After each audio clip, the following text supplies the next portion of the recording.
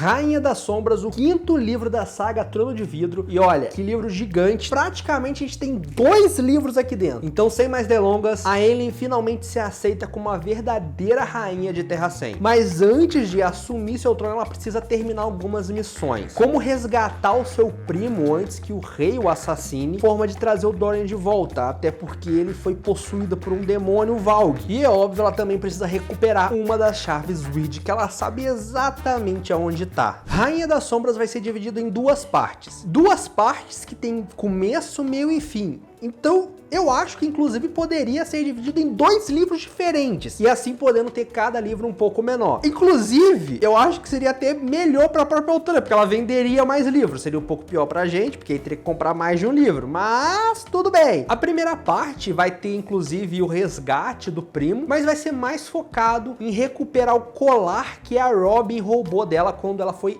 resgatada. Coloca muito entre aspas aqui, porque a gente vai descobrindo algumas coisas durante esse livro que eu não quero falar aqui para não ser um spoiler. Mas sério, essa primeira parte, a Ellie teve que se passar pelo papel de Celaene mais algumas vezes. A última vez, como ela mesma dizia. E olha, que capítulos perfeitos eram esses que Celaene voltava pelo papel de assassina e tinha que agir como a assassina de Arome foi treinada pra agir. Cara, que sensacional. Se esse livro terminasse com o final que teve na primeira parte, eu ia explodir cabeça. Obviamente eu já ia continuar lendo o segundo porque eu tenho o box, mas inclusive talvez por isso que a autora colocou num livro só, pra pensar nos leitores que ia surtar. Só que de novo, provavelmente seria até bom pra ela ter esse surto, né? Porque teve o começo, tem um meio, teve um fim, que inclusive é uma parada que eu reclamo de um outro livro dela. Se você quiser ver sobre isso, dá uma olhadinha nesse card aqui, que não tem. E aqui, ela faz isso em 2 livros, então, tipo, não é um problema da autora, é um problema daquele livro lá. Mas, enfim. E a segunda parte vai ficar focado no resgate de Dorian. Eles vão tentar descobrir uma forma de recuperar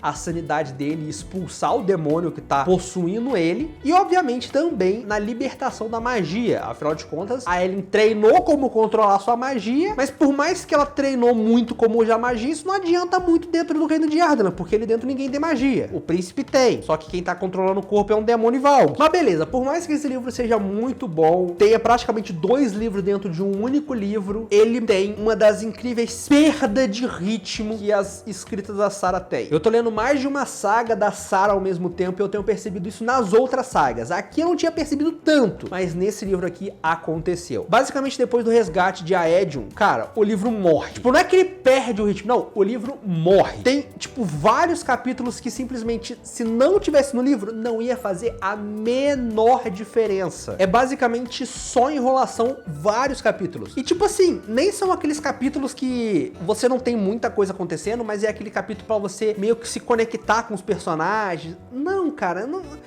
É uns passeios aleatórios que, tipo, não faz o menor sentido levando em conta que a galera tá sendo perseguida. Cara, é uns treco muito bizarro. É claro que esses momentos não estragam a experiência do livro no total, porém influencia sim na nota final. Os personagens que a Sarah cria, eles sempre têm umas evoluções muito bacanas entre um livro e outro. E principalmente na saga Trono de Vidro, eu vejo que essas evoluções vêm muito de questões de perdas e o personagem precisa sofrer. A gente vê muito isso, por exemplo, agora em Shaw. A gente já tinha visto isso nos outros personagens nos livros anteriores, e agora o Shaw tá passando por isso, porque ele praticamente perdeu o seu melhor amigo, que é o Príncipe Dorian. É claro que ele não morreu, ele tá lá sendo possuído e tal, só que no livro inteiro a gente não sabe se ele vai de fato ser resgatado ou não. Até existe uma missão final. É claro que aquela missão final de tentar resgatar ele existe, mas será que realmente acontece? Porque a gente não sabe se o príncipe tá ali dentro ou não, se vai ser fácil. E o nosso querido capitão, ele tem uma evolução muito foda, porque por mais que ele se sinta mal por ter fugido, deixado o príncipe lá, ele acaba entrando pra resistência, e não simplesmente entrando pra resistência, ele se torna o líder da resistência. A gente vê todo esse comando que ele cria, toda essa evolução da resistência, cara, é sensacional. Outro personagem que marcou muito também foi a evolução de Manon, que é uma bruxa dentro de ferro, que ela se mostra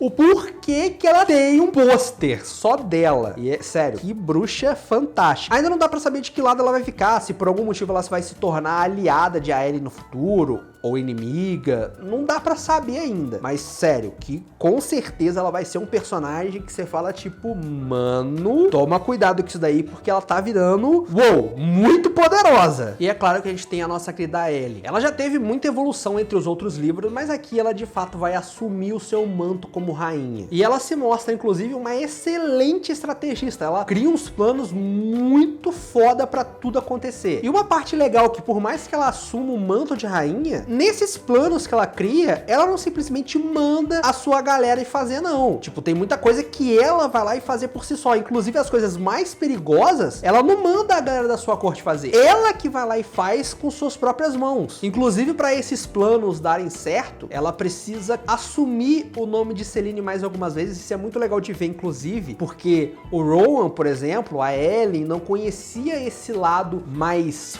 fodão, mais revoltado, vamos colocar assim, de Selene. Não é exatamente revoltado, porque é na época que ela fazia as coisas que o Aram mandava, né? Então, mas ainda assim, esse lado mais sombrio da garota. A gente também viu pouco disso, porque a gente teve a Lâmina, depois em Trono de Vidro, ela já tinha sido presa e aí tava trabalhando pro rei. Então, esse lado mais B10 dela, a gente viu relativamente pouco. E a gente vê aqui, mano, você fica, uou! Quando entra, cara, seu olho arregala assim, você não consegue parar de ler, que você tipo, mano, o que tá acontecendo aqui? Que negócio sensacional. Os primeiros livros dessa saga mostra que a Sarah J. Maas tem muita história pra contar. Faz com que a gente fique completamente viciado na história sem conseguir parar pra ler. E vai ficando cada vez melhor um atrás do outro. Porém, quando vai acumulando o livro, eu sinto que esse livro, talvez ela começou a ficar cansada de escrever. Eu não sei se é a pressão da galera pedindo um livro novo e ela tinha menos tempo pra terminar e acabava se esgotando.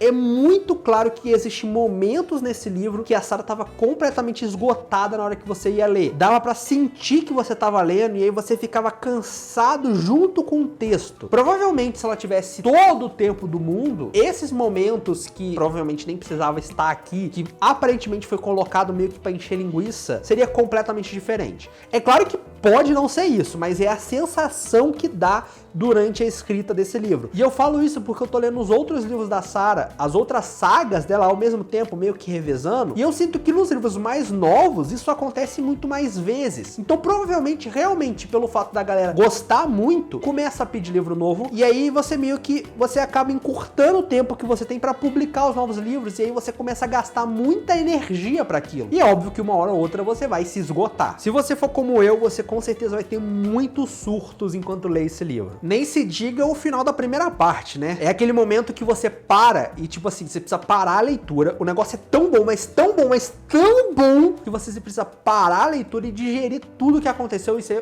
para e olha e fala, tipo, uou, que bagulho bom. E por mais que Rainha das Sombras possui alguns capítulos meio morto, que não precisava estar ali, provavelmente poderia ser escrito de forma diferente para ser um pouco mais animado, coisa do tipo, o restante da história, ela é tão boa, mas tão boa, que mesmo esses momentos abaixando a nota pra caramba, os outros momentos ergueu tanto a nota pro alto que esse livro terminou tendo uma nota de 4.5 estrelas. É claro que ele acaba não ganhando favorito, mas ainda assim é um excelente livro. E essa saga também se torna cada vez melhor a cada livro que passa. Mas agora, se você quiser saber mais sobre esse mundo de Trono de Vidro, dá uma olhadinha nesse vídeo aqui. Fora isso, espero que tenha gostado. Valeu, falou, tchau!